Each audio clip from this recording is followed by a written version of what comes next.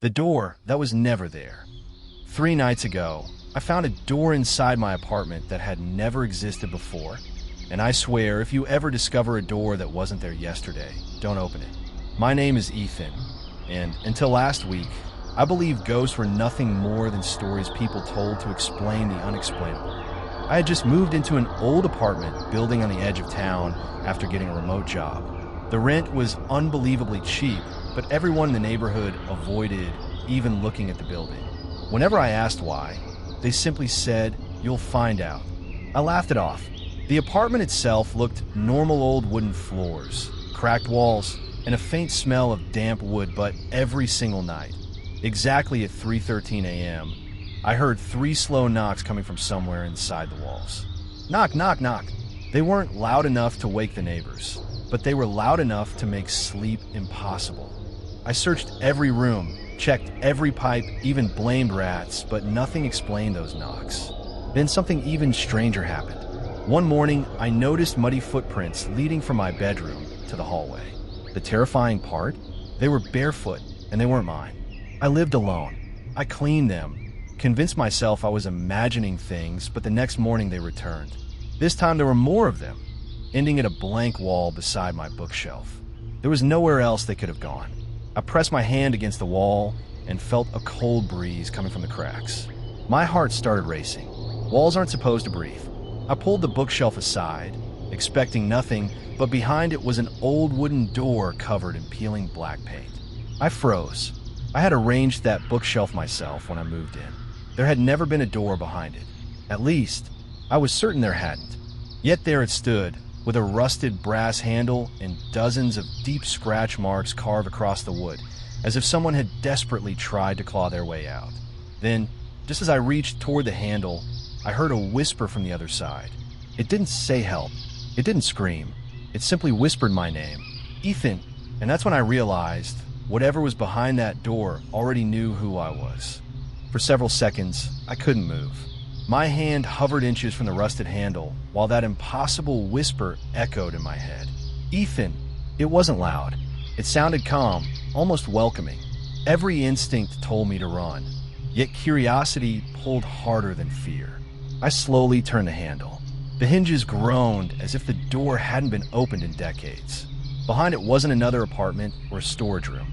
A narrow staircase disappeared into complete darkness beneath the building.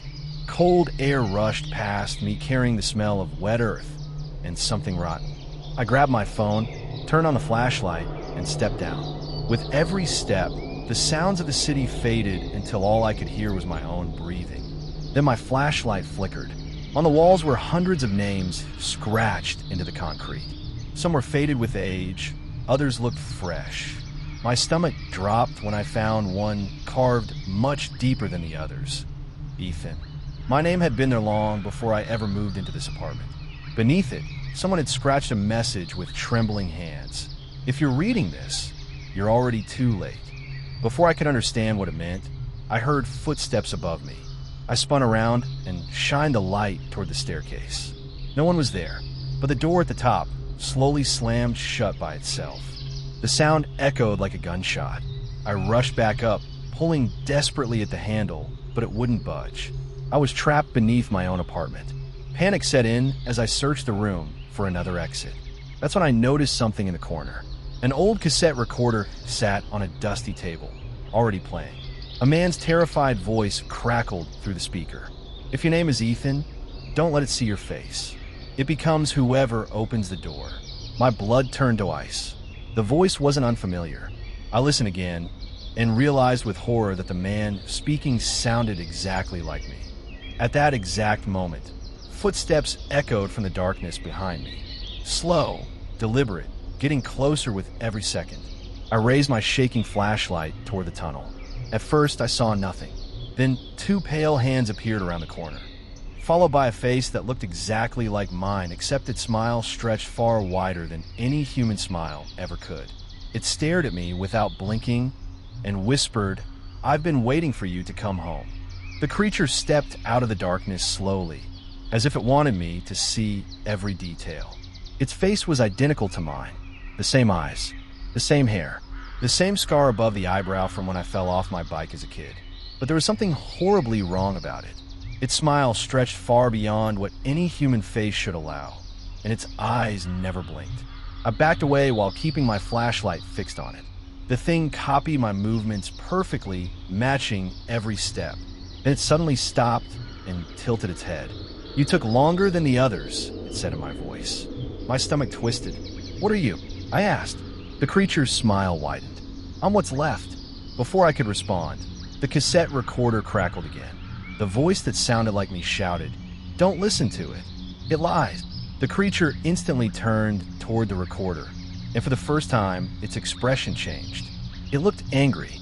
Deep cracks appeared across its skin, revealing darkness underneath. Then it lunged. I ran.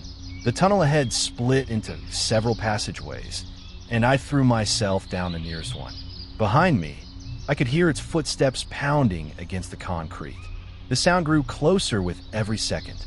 My flashlight flickered violently as I sprinted through the darkness.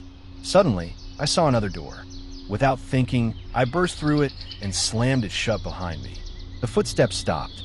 Silence filled the room. Breathing heavily, I looked around. It appeared to be some kind of hidden office. Dust covered everything. On the wall hung dozens of photographs. At first, I thought they were pictures of strangers. Then I looked closer. Every photo showed a different tenant who had lived in the building over the last 50 years. Some were smiling. Some looked terrified. But every single photo had one thing in common. Standing in the background, barely visible behind each person, was the same figure. The same pale face. The same impossible smile. The thing had been here for decades. Then I noticed the newest photograph hanging at the center of the wall. It had been taken only days ago. It showed me carrying boxes into my apartment, and standing directly behind me was someone wearing my face. My hands trembled as I pulled the photograph from the wall. On the back, written in faded black ink, were 3 words: "Next replacement candidate." A chill ran through my entire body. Replacement. The word echoed in my head. Replaced by what? I searched the room desperately for answers.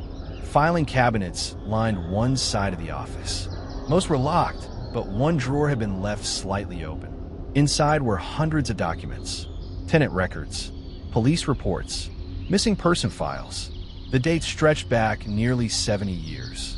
As I flipped through them, a terrifying pattern emerged.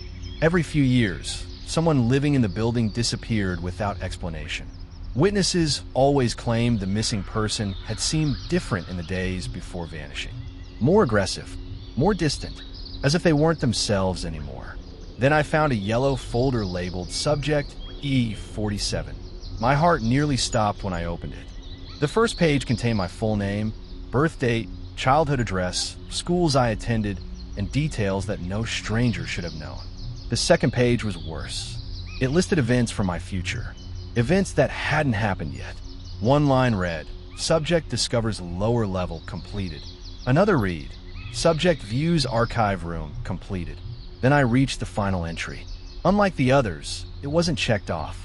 It simply read, "Subject agrees to exchange." Suddenly, a loud knock echoed through the room. One knock, then another, then another. 3 knocks. The exact same knocks I'd been hearing inside my apartment every night. Except now they were coming from the other side of the office door. Slowly, something scratched against the wood. Then my own voice spoke from outside. Calm, patient, waiting. "Ethan, open the door. It's time." 3 slow knocks echoed through the office. Knock, knock, knock. The scratching stopped, and the silence that followed was somehow even worse. I tightened my grip on the yellow folder while staring at the door. Then the handle began to turn. It shouldn't have moved. I had locked it myself. The door creaked open just enough for a figure to step inside. It was the creature wearing my face, but this time it wasn't smiling. Instead, it looked exhausted. It closed the door behind it and quietly said, "You're finally ready to know the truth." Before I could run, it tossed an old photograph onto the floor. It showed me standing outside the apartment building on the day I moved in. I was smiling at the camera, but behind me, hidden in the reflection of the building's glass entrance, stood another Ethan watching us both. The creature pointed at the photo and whispered, That was the moment it chose you. Suddenly, every memory I had of moving into the apartment began falling apart. I remembered signing the lease, carrying my boxes upstairs, finding the hidden door, but I couldn't remember sleeping there on my first night. There was only darkness. Then I realized why. I had opened the hidden door the very first day. Everything after that had been carefully replaced with false memories. The yellow folder slipped from my hands, opening to its final page. The words had changed again. Exchange complete. My heart pounded as I looked back at the creature, but its face was changing. The impossible smile disappeared. The cracks across its skin faded. Slowly, it became completely human. It became me. Then I looked down at my own hands. My skin had begun turning pale. Thin black cracks spread across my fingers exactly like the creature had before. I wasn't becoming human. I was becoming the next thing behind the door. The creature, now looking completely normal, gave me a sympathetic smile and whispered, "I told you." I wasn't trying to become you. I was trying to escape. Before I could stop him, he walked out of the office and climbed the stairs toward the apartment, leaving me trapped underground. The hidden door slammed shut above us. I ran after him, screaming, but it never opened again. Then from somewhere deep inside the darkness, I heard footsteps, dozens of them. Pale figures slowly emerged from every tunnel, each one wearing the face of someone who had once lived in the building. They surrounded me without speaking. Finally, they all smiled at once and stepped aside as another apartment door appeared in the stone wall. I understood what it meant. Soon, another tenant would move into the building. Another hidden door would appear. Another curious person would open it.